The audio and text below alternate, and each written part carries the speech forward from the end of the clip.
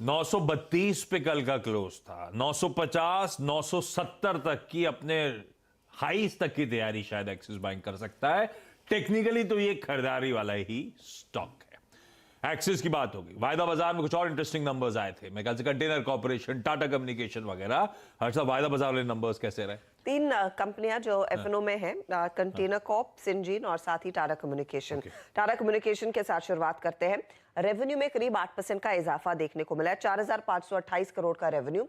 Profitability बहुत flat है, 352 करोड़ से बढ़कर 395 करोड़ आई। इबिट्टा लेवल भी एकदम फ्लैट आता हुआ, वहां पर हल्का सा दबाव देखने को मिला है।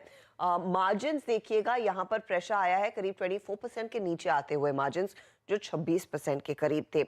डेटा रेवेन्यू में डबल डिजिट ग्रोथ जरूर देखने को मिल रही है, लेकिन इसी बिजनेस में मार्जिन पर दबाव आता हुआ दिखाई दे रहा है, जो दरअसल ओवरऑल मार्जिन्स को भी ड्रैग कर रहा है। डेटा रेवेन्यू अगर आप ध्यान दें करीब 3% ऊपर है।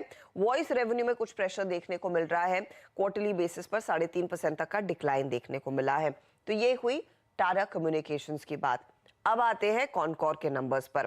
प्रॉफिट में 3% से ज्यादा का इजाफा देखने को मिला है। 287 का प्रॉफिट 296 पर आया।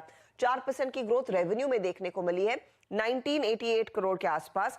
इबिट्टा में 14% तक का इजाफा जरूर नजर आ रहा है।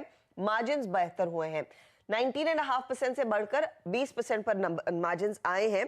अब इसमें हुआ ये है कि जो प्रॉफिट का आंकड़ा आया है ना, वो बहुत ही सबड्यूड है और इसमें एक अदर इनकम का फैक्टर भी है। दूसरी तरफ एक्सपोर्ट इंपोर्ट बिजनेस में ज्यादा ग्रोथ नहीं देखने को मिल रही है, लेकिन हाँ, डोमेस्टिक वॉल्यूम्स में पिकअप देखने को मिला, करीब 24% तक का इजाफा। एग्जिम बिजनेस में वॉल्यूम सिर्फ आधे % ग्रो होते हुए दिखाई दे रहे हैं। तो वो डोमेस्टिक वॉल्यूम ग्रोथ ही है जो दरअसल ड्राइव कर रही है नंबर्स को, बिटा को, मार्जिन्स को, और साथ ही साथ ओवरऑल वॉल्यूम ग्रोथ इस क्वार्टर के लिए 5% कंपनी ने डिलीवर की है। अब आते हैं सिंजीन पर। सिंजीन के लिए प्रॉफिटेबिलिटी में ज्यादा इजाफा नहीं, 5% तक की ही ग्रोथ, 110 करोड़ का आंकड़ा। 22% हाउएवर रेवेन्यू बढ़कर 786 करोड़ पर जरूर आया है। मार्जिन्स हालांकि थोड़े से दबाव में आए हैं, 31% के मार्जिन्स 29% पर आ गए। इबिट्टा में 14% तक की ग्रोथ देखने को मिल रही है। तो एक बहुत ही एवरेज क्वार्टर कंपनी के लिए निकल कर आया, लेकिन कंपनी ने जो जुलाई 2022 में गाइडेंस दी थी FY23 के लिए, वो बरकरार रखी है, उसमें कोई बदलाव नहीं किया है। कंपनी ने उस टाइम कहा था कि हाई टीन रेवेन्यू ग्रोथ देखने को मिलेगी, मार्जिन 30% के आसपास ही रहेंगे, जो कंपनी अभी भी मेंटेन कर रही है, और प्रॉफिट में करीब सिंगल डिजिट ग्रोथ देखने को मिलेगी।